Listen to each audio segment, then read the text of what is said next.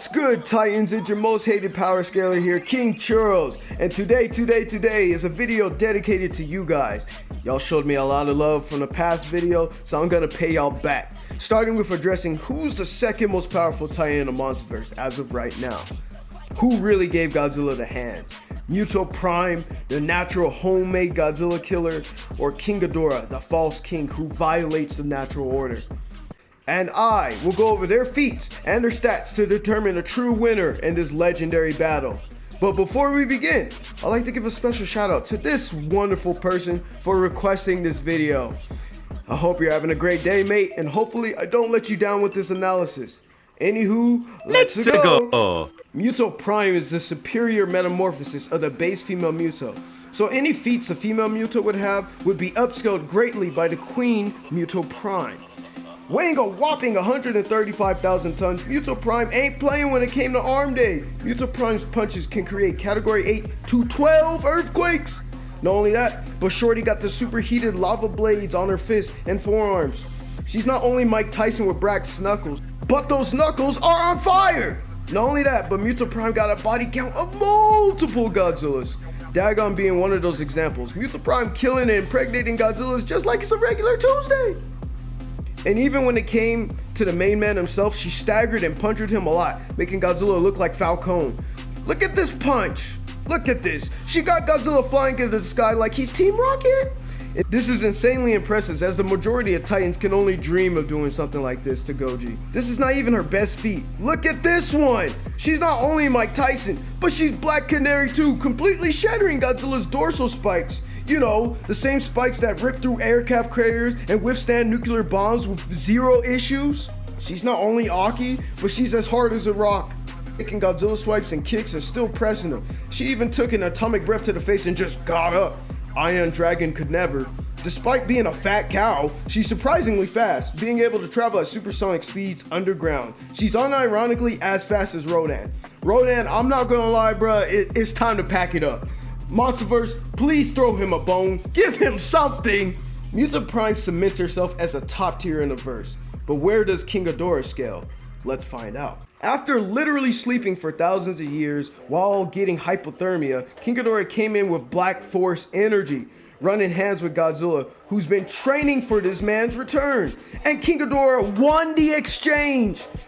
Okay, yes, he did retreat, which I'm not gonna lie, is not a good look. But the novel details he was still wary from, sleeping for millenniums. So we can give him a pass here. Then he pulls up the Isla de Mar in a category 6 hurricane. Mind you, a category 5 hurricane is the biggest you can go.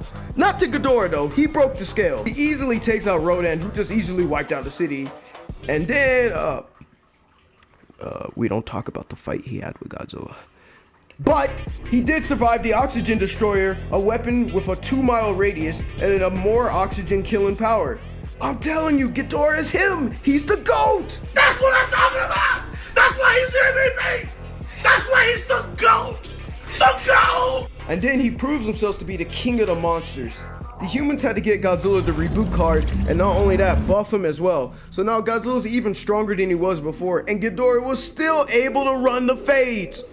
Albeit supercharged Godzilla definitely had the edge, but once Ghidorah got supercharged, it was over. Completely different story. Ghidorah overpowers Godzilla heavily, leaving him like this. Then completely embarrasses him, pulling a Killmonger, talking about, "Is this your king?" And drops him from the stratosphere, leaving supercharged Godzilla crippled and unable to get up. King Ghidorah is that guy, and he is not playing. Not only is he not playing in strength, but his durability as well, being able to tank bites and slashes from Godzilla. And then a supercharged atomic breath straight to the chest, and King Ghidorah was just eating it. His speed is nothing to laugh at either, with him approaching Isla de Mar from the Bahamas in only a few minutes. And when he was juiced, he lifted Godzilla into the stratosphere in 13 seconds, which would grant him hypersonic speeds. Enough with the chit chat. Who wins this fight? This battle is interesting, as both are able to give Godzilla the hands and make him bleed. But I do favor King Ghidorah winning this fight.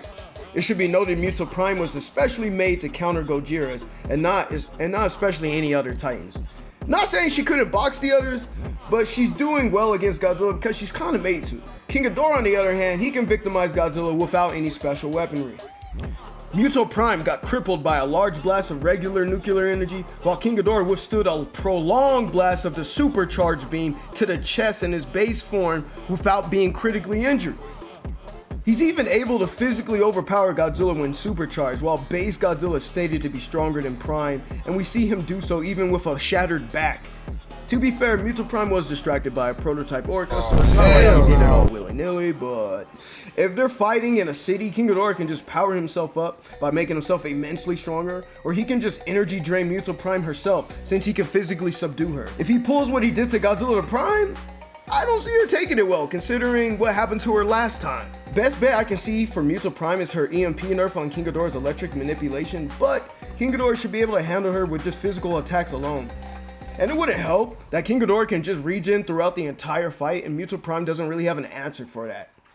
So I conclude that King Ghidorah wins this battle mid to high diff.